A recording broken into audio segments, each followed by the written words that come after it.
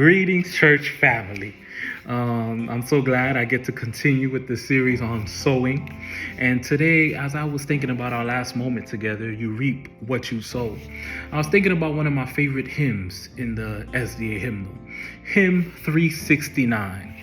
Hymn 369. It is one of my favorite hymns.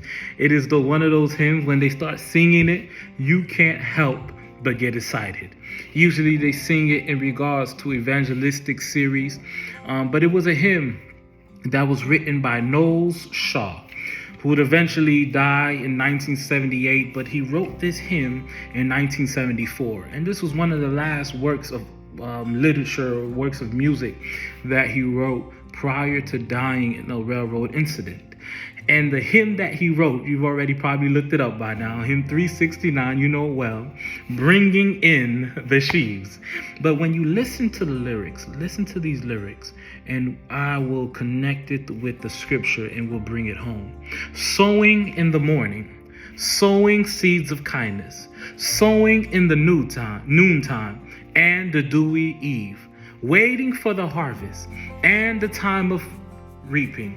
We shall come rejoicing, bringing in the sheaves, bringing in the sheaves, bringing in the sheaves. We shall come rejoicing, bringing in the sheaves, bringing in the sheaves, bringing in the sheaves. We shall come rejoicing, bringing in the sheaves.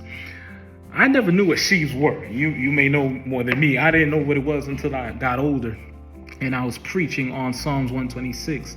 Sheaves it's a bundle of grain stalks that they put together after the harvest, after the reaping. They would gather up the grains as they went back to their homes. And in this context, I want you to understand what the psalmist is trying to let us know in the book of Psalms, which is one of the songs of ascent. And this was one of the songs that they would sing as they went up to Jerusalem. As they're ascending up to Jerusalem, they would be singing this song.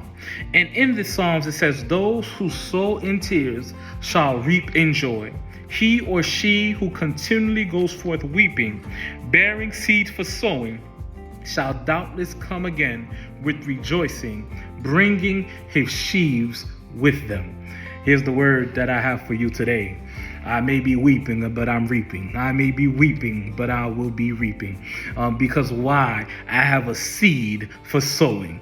Many of us, we tend to be going through our griefs. We tend to be going through moments of difficulty. And there are times in the moments of difficulty make us forget that we are bearing a seed that is greater. I've come to tell you, you may feel as if you're surrounded by darkness. You may feel as if you're in a damp place. You may feel as if you've been buried, but I've come to tell you, you have not been buried. You've been planted because you're a seed. One of my favorite sayings is this: the enemy thought he buried me, but he forgot that I was a seed. The fact that you are a seed, you are bearing a seed. You have not been buried. You have not been destroyed. You have simply been planted. And those who may have sown in tears, you will eventually reap in joy. Yes, today you may be weeping, but I'm so glad to let you know soon and very soon,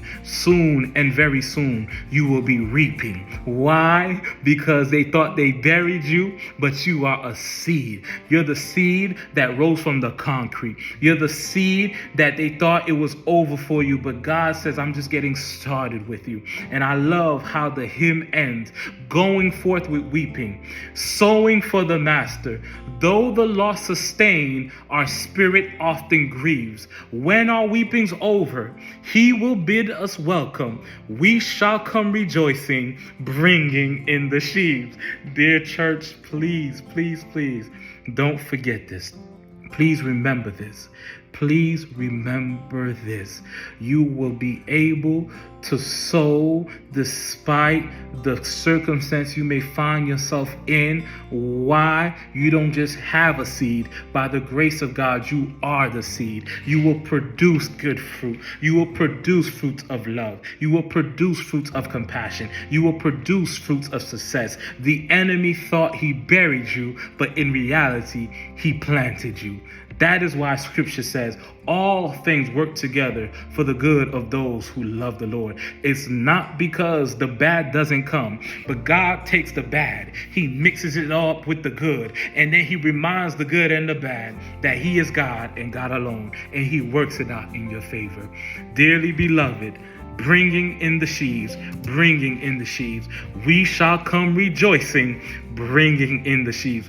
What a beautiful gospel it is to let the world know God is not done with me yet. He's just started to produce, and if he could do it with me, I know he could do it with you. Until the next part, remember this, dearly beloved.